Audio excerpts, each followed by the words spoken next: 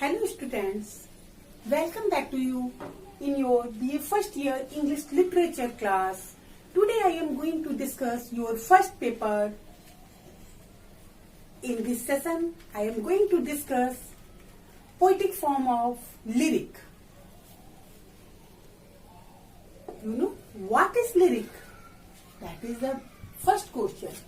A lyric is a musical poem. Lyric क्या होती है? एक म्यूजिकल पोएम होती है. इसमें एक रिदम होता है, एक लयबद्धता होती है जो कि हम लोगों के कानों को सुनने में बहुत ज्यादा मेलोडियस और बहुत अच्छी लगती है. Lyric poetry expresses the personal thought and feelings of a single speaker. Lyric poem होती है वो सिंगल स्पीकर की जो इंटरनल थॉट्स होते हैं, उसके हार्ट से जो एराउजेस होते हैं, जो स्पॉन्टेनियस ओवरफ्लो पावरफुल फीलिंग्स होता है, उनको एक्सप्रेस करते हैं उसके माध्यम से.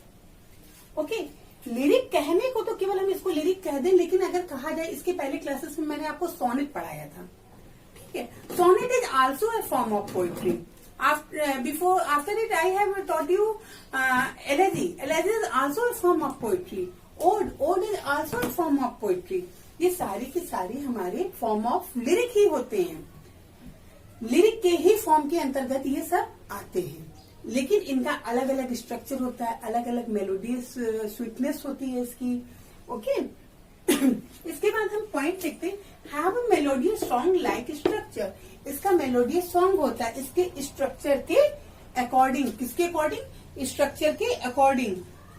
जो ये लिरिक है, ये लिरिक टर्म जो है वो drive from the Greek word lyrikos.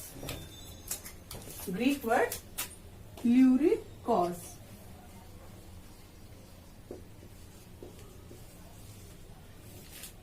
Lyrikos से ये वर्ड ड्राइव किया गया है, which means a composition which can be sung in or of a musical instrument lyre. Musical instrument का क्या नाम था? लायर. पहले लोग इस इंस्ट्रूमेंट को बजा के इसके साथ गाते थे, इसलिए इसका नाम लिरिक पड़ा हुआ है. इस इंस्ट्रूमेंट का जो साउंड होता था वो कैसा होता था?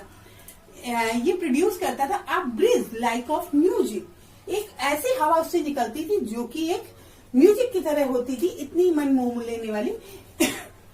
इसीलिए लायर इंस्ट्रूमेंट की वजह से इसका नाम क्या पड़ा, और ये लिरिकॉस वर्ड से बना हुआ है, तो इसलिए इसको कॉम्बिनेशन बन के क्या बना हमारा? लिरिक. और ये इसकी उत्पत्ति किससे हुई? ग्रीक वर्ड है, इस चीज को याद रखिएगा आप लोग.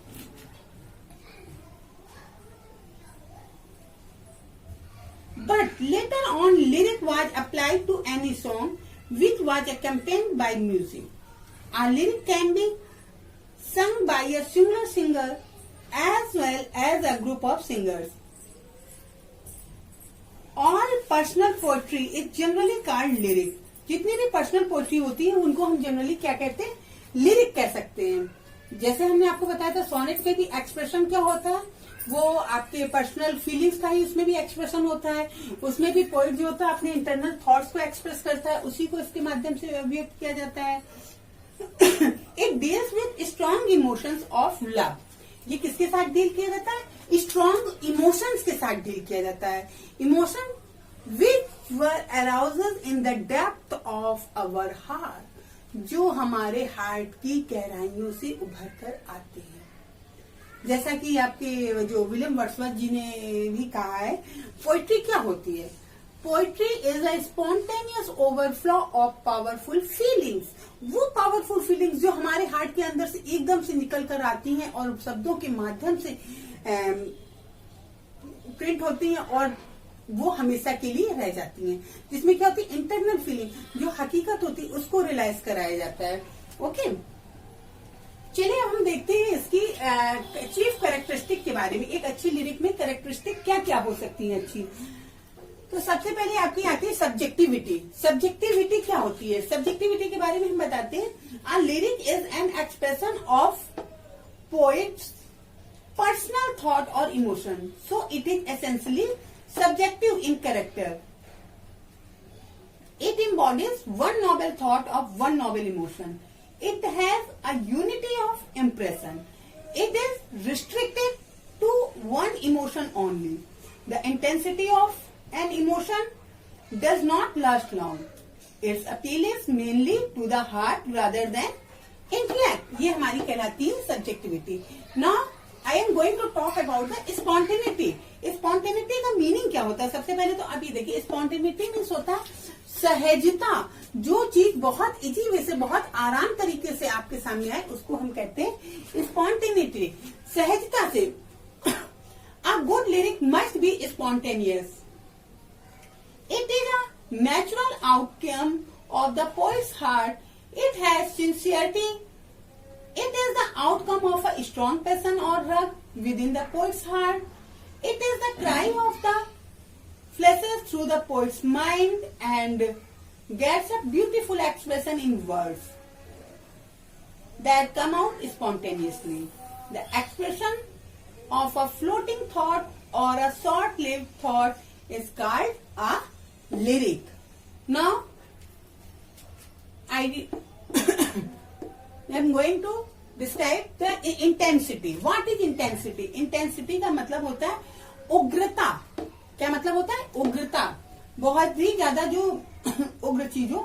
In a lyric, there is a happy combination of words and rhythm with a musical combination. Originally, it is said to have been a poem composed to be sung to the accompaniment and impulsive change in its intensity. It is so because lyric verse is especially concerned with emotional moods, the feeling aroused directly by experiences or thought or though activity of the imagination. The poet experiences the mood with all the intensity. Okay, there are one last emotional thought. Emotional thought क्या होता है, आपको इसके बारे में चलिए बताइए. वैसे तो आप लोग इसकी मीनिंग समझ रहे होंगे. इमोशनल मीन्स क्या होता है? भावुकता. थॉट मीन्स विचार, जो हमारे भावुक विचार होते हैं. द थॉट और emotion in a lyric is simple. Its language is equally simple and direct in its appeal.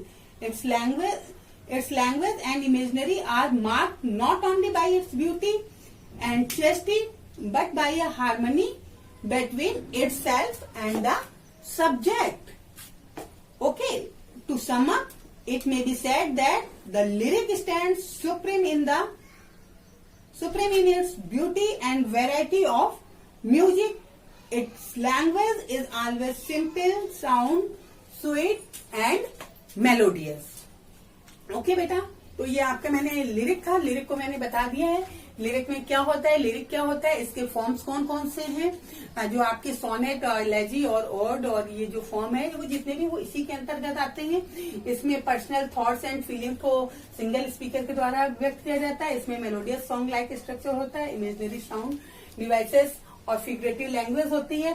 और इसकी चीफ कैरेक्टरिस्टिक क्या है उसको भी मैंने डिफाइन कर दिया, आपको एक्सप्लेन करके बता दिया. ओके, आई होप आपको लिरिक समझ में आ गया होगा.